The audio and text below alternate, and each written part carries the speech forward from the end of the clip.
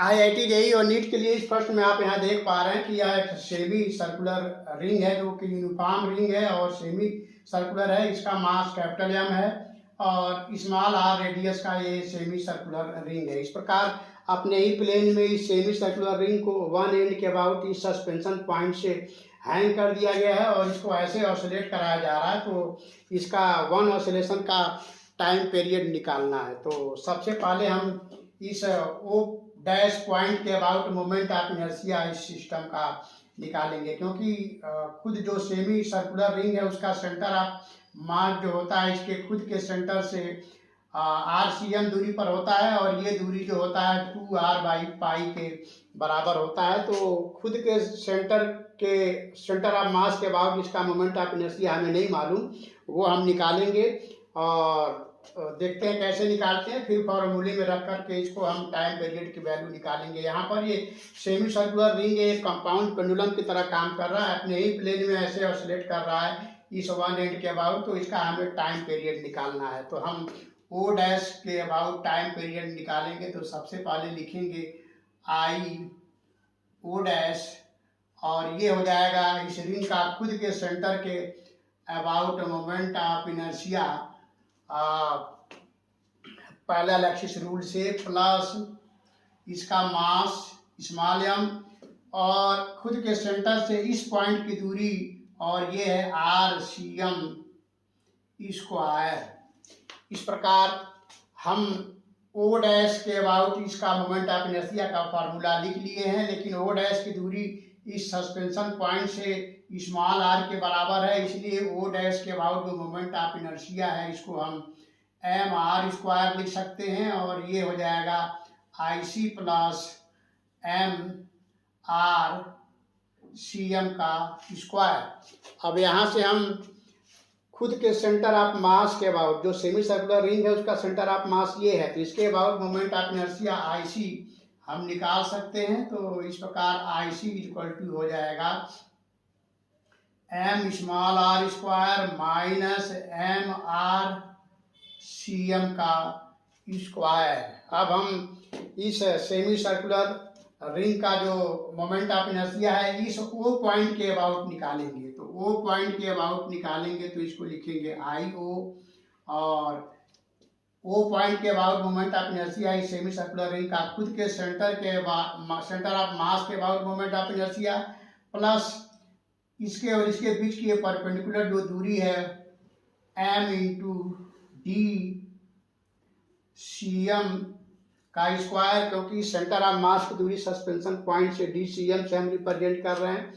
अब यहाँ पर हम IC की वैल्यू रख सकते हैं। तो IC यहाँ से हम लोग निकाल चुके हैं MR स्क्वायर माइनस MRCM का स्क्वायर प्लस M और D की वैल्यू हम यहाँ से निकालेंगे। D स्क्वायर जो होगा D स्क्वायर RCM का square plus small r square के बराबर होगा। तो ये हो जाएगा RCM का स्क्वायर प्लस r स्क्वायर,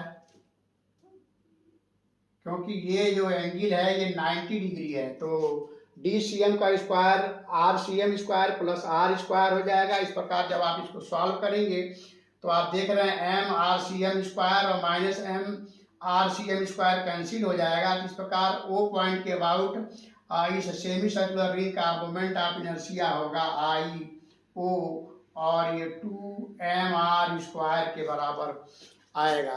तो इस प्रकार ये 2mr स्क्वायर के बराबर आपने मोमेंट ऑफ इनर्शिया निकाल लिया।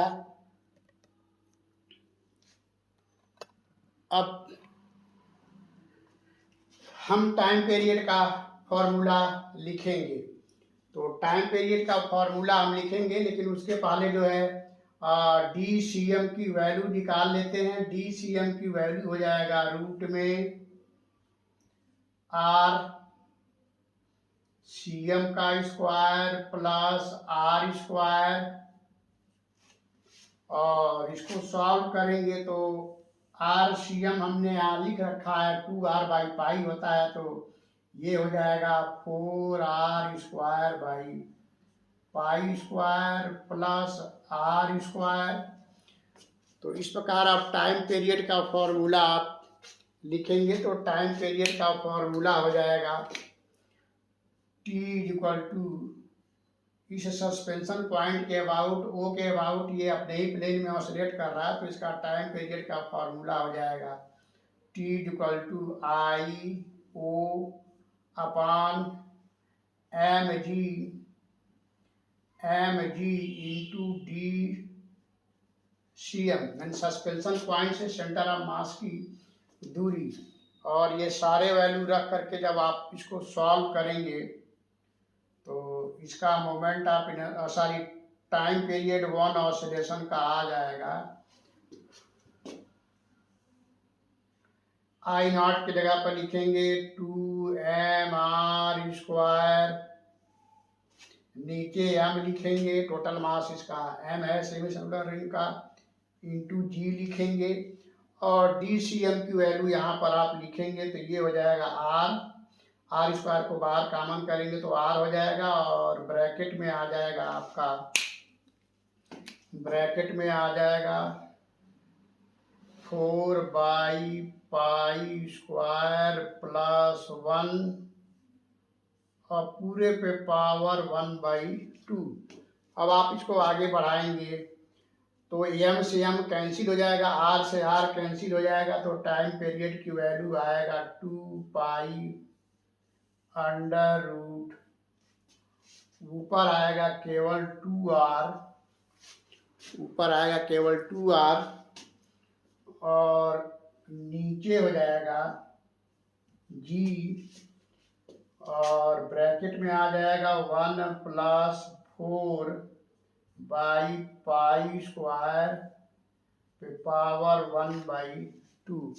तो इस तरह से आप इस सेमी सर्कुलर रिंग का वन एंड के अबाउट अपने ही प्लेन में ऑसिलेट करने का टाइम पीरियड निकाल सकते हैं। तो हम उम्मीद करते हैं कि आपको ये समझ में आया होगा। तो इस तरह के क्वेश्चन जो है जनरली IIT JEE और नीट के एग्ज़ाम में पूछे जाते हैं। तो फिर मिलते हैं नेक्स्ट वीडियो में किसी और अच्छे क्वेश्चन के साथ, जहाँ पर कुछ और अच्छी जानकारी हम आपको देने की कोशिश करेंगे। तब तक के लिए थैंक यू।